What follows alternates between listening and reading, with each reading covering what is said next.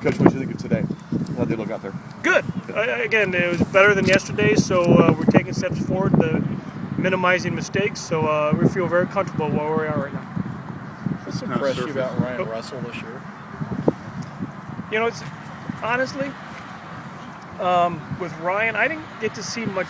Being on the offensive side of the ball, but what we see Ryan, because we see him on film all the time, is he's very explosive off the edge, and he's a great pass rusher, and he's very disruptive when he's healthy. He got banged up a little bit and he was slowed down, but now that he's healthy, we expect to be back to that force off the edge again. What's impressed you about Danny Antrick this season?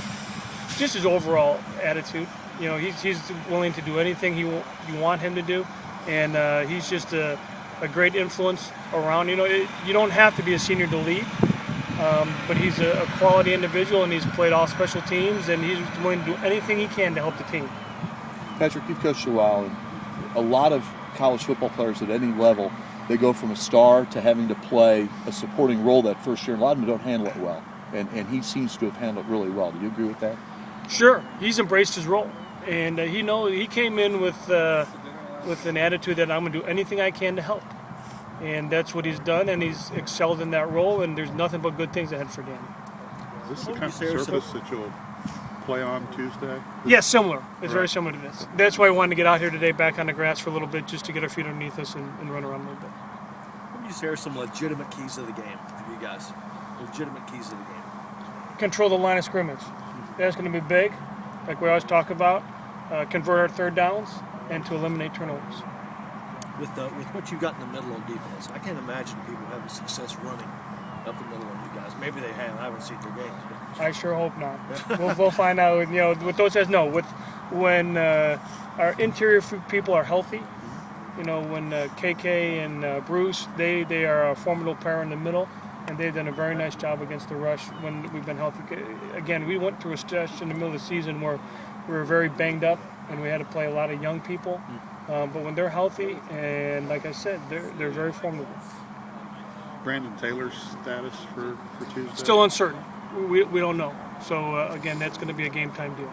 How have those younger guys looked then? Because when we talked about him before, Rouse and Watson, but McDaniel got in that mix.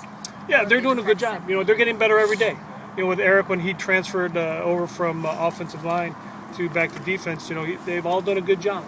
So, again, it's a growth experience for them. The more playing time you get, the better you're going to be. So they've done a very nice job filling in for those two. OJ, no, not yet. He's shaking. I'm trying to get you guys out of here as quick as possible. OJ Ross obviously did not play in your bowl game last year. And just what have you seen about his growth over the last year and be here and have a pretty good season? And it sounds like he's changed off the field as well. Maturity is a unique thing to have in one's life, and as we all get older, we all were young at one time, and sometimes when you decide to make a change for the better, you make a change for the better, and that's what OJ has done.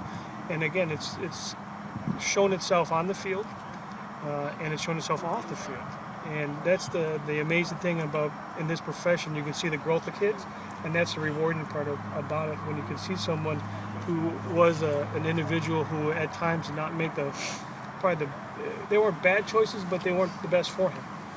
And now to see him where he's turning around and he's actually doing the right things at a much more consistent level, that's very rewarding.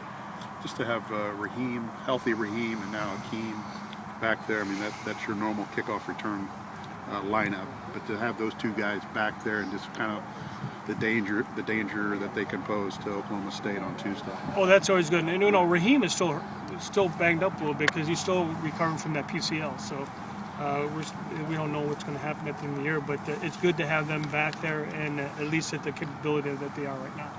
He says he's healthy. Good. He's healthy. He's healthy there. Oklahoma State, it sounds like playing quite a bit of zone defense. How important is it then for your receivers to just really run precise routes and kind of find those holes in the zone? That doesn't change. Always is the time they have to run good routes, whether it's man or zone.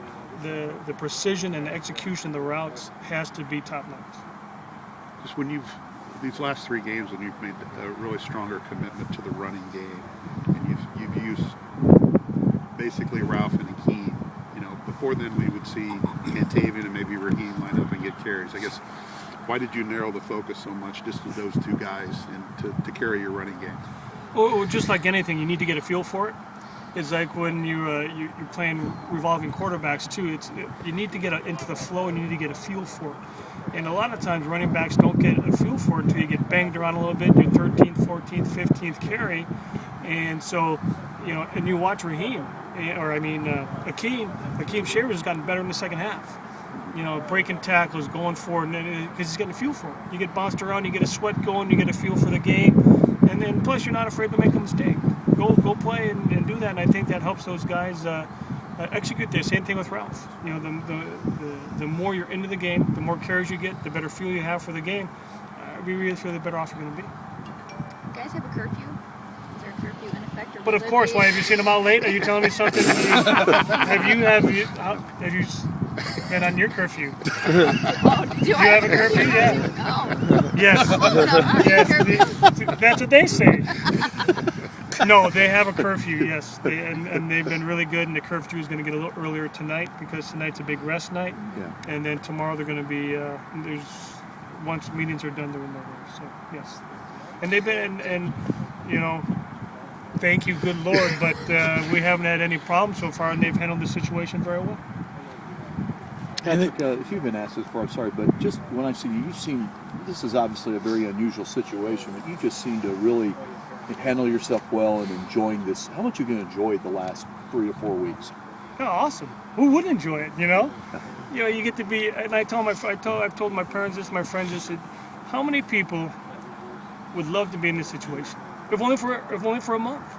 I get to coach at a Big Ten school, go to a bowl game on January 1st, and be the guy on the sideline. That's awesome. Who would want it? It's like a Christmas present, So hopefully we'll unwrap it with a victory and have a great day. Thank you, Patrick. We're good. Thanks, Coach. Thanks.